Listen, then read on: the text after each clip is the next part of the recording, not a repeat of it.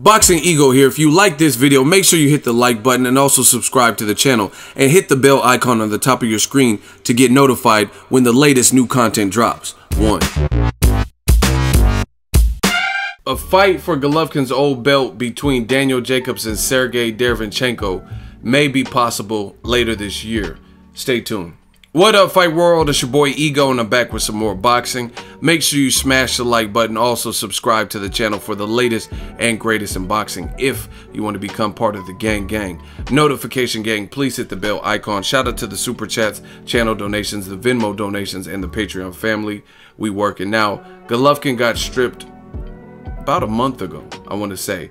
He failed to fight Sergiy Derevyanchenko. Him and his team, his promoter, Lou DiBella, his trainer, Andre Rozier, they were all pushing for the fight. They wanted the Golovkin fight in lieu of the Canelo failing a drug test and the whole fight falling apart and collapsing before our very eyes. Canelo failed 2 drug tests in February. It was later ruled that he had to withdraw, and he was no longer going to be a candidate for May 5th, the Cinco de Mayo weekend for Golovkin. Golovkin wanted to preserve the dates, the Mexican dates, for whatever reason, and he ended up opening up a can of worms because other opponents started to show their face and say, yo, you need an opponent, I'm a better fit, like Demetrius Boo Boo Andrade and Sergiy Derevyanchenko. Those are the 2 names that stood out, but there were others like Gilberto Ramirez. He's at a higher division at 168, but the 160 middleweight people were, one was his mandatory in Derevyanchenko, and then the other was Demetrius Andrade, who's an Olympian and beat Vanes Martirosyan, the guy that Team Triple G ended up facing. Now, Team Triple G, in picking Vanes Martirosyan, the IBF told him, look, we'll allow you to fight Vanes Martirosyan, even though he's coming off a 2-year layoff. He's coming off a loss to Erislandy Lara, and he's moving up in weight where he's not ranked. He's not a ranked middleweight. We'll put all that aside and allow you to have this fight May 5th, but within 90 days you have to come to terms and fight your mandatory. But I don't think Team Triple G ever had any intention of fulfilling that because they were chasing the money fight, which is Canelo. So in my opinion, this could have all been avoided. Triple G didn't have to get stripped. He should have just fought on that particular date against Derevyanchenko, because that would have been a good action fight. Even though Derevyanchenko, his name is not that bad or big, I guess you could say. His name's not big, but he's a puncher. He has an amateur pedigree, things like that. I believe he's from Russia or Ukraine, one of the 2. And I think it would have been more of a thrilling fight. Probably would have went longer than 2 rounds like the Vanes Martirosyan. I covered that fight as media. Probably would have went longer than that, more entertainment for fans until whatever happened. And then you would have been able to retain your belt. But since he didn't do it, he got stripped as a result. And then Team Triple G, I never understood this. They came out and said, oh, we were treated unfair. Not really. You guys were the ones, you couldn't control Canelo failing a drug test, but Team Triple G chose to keep fighting on that date. So in doing so, naturally, you're going to have other people who are willing to step in. That's just the nature of it. They're all fighters.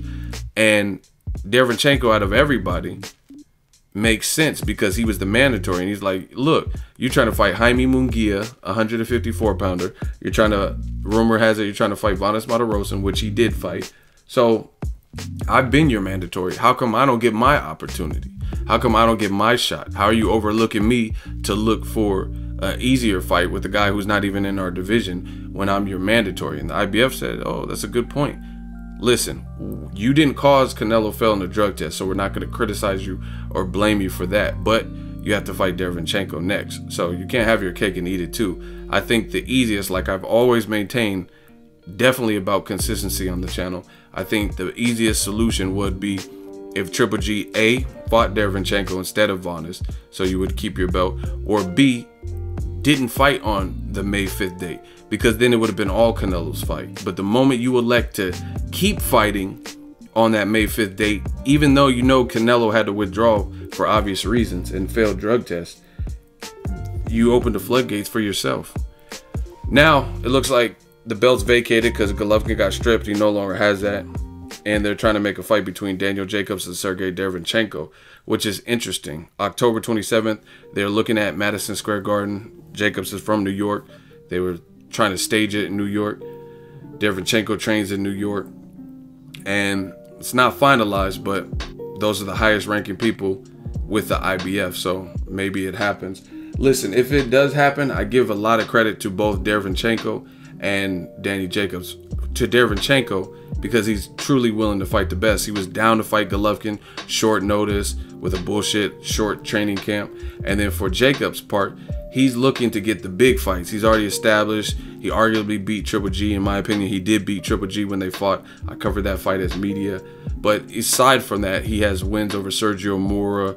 He has the fight with Dimitri Perot, which he lost. He knocked out Peter Quillen when he was undefeated in 1 round.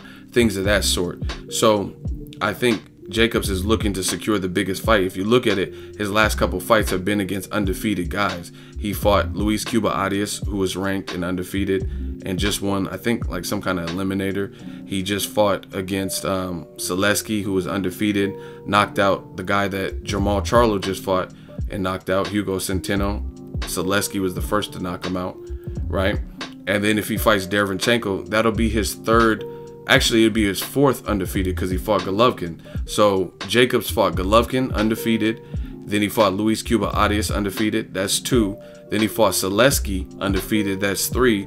And then if he fights Derevyanchenko, that'll be his 4th fucking undefeated fighter in a row. Tell me in boxing who's doing that. So truly, he is the miracle man.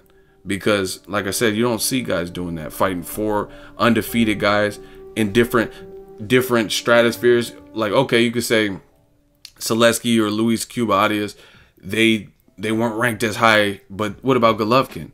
And yet and still, you still don't see people fighting 3 to 4 name-known guys that are undefeated in their division. You know what I mean? Ranked guys that are in the top 10 that are all undefeated. So if this does come off, Jacobs deserves a lot of props because that will be his 4th fucking undefeated guy in a row. That's insane. Beyond that, they have the same trainer, so I don't even know how that's going to work. Andre Rozier. I mean, Andre Rozier has been with Jacobs longer, so he might be forced with that type of decision, just like if Freddie Roach was training Pacquiao and Ruslan Provodnikov at the time. If they would have fought, then someone else would probably have to train Ruslan because he would have probably stuck with Pacquiao. I don't know. That's just my speculation, but he calls, I interviewed Rozier, and it wasn't that long ago, and he calls Jacobs his son. So I don't think it's anything hard feelings against Derevyanchenko, but probably going to go with the guy he's been with, that he's, you know what I mean, they're both from New York and he's been with them longer. But that's just me speculating what would happen in those situations. It doesn't happen all too often where you see 2 fighters from the same trainer fight each other. Like, you never seen Virgil Hunter when he's training Berto and Amir Khan. You never seen Amir Khan versus Berto fight, stuff like that. So I don't really know what they're going to do. But if they do it and do fight 2 guys that are in the same gym and have the same trainer, then that just shows you that they're about their business. And I'll give a lot of props to both Derevyanchenko and Jacobs because, like I said, Triple G, to preserve his big money fight with Canelo, he fought a 154-pounder coming off a loss moving up. So for Jacobs to take a guy who's a puncher, 80% knockout ratio or better, when he's trying to secure a fight with Canelo, and his name was even mentioned, if the Golovkin fight didn't happen, the rematch, they're talking about Jacobs. So I got to give him credit because that's a test for both of them. Let me know what you guys think. Do you think this can happen, will happen? I think it'll be a good thing, but I think they also have things they have to iron out, like who's training who, and you know what I mean? Maybe for that reason they pass. I don't know. But that's the latest. Drop your thoughts in the comment section. Make sure you smash the like button as always. Hate, comment, and subscribe. Until next video, is Ego signing off. So if you enjoyed this video and want more content like this on the channel, you can show your appreciation by going to the PayPal donate button or the YouTube support button. And you can donate any amount that you feel is equivalent to the value of this video. Much more to come. Thank you guys for your support. Boxing Ego, the future of boxing.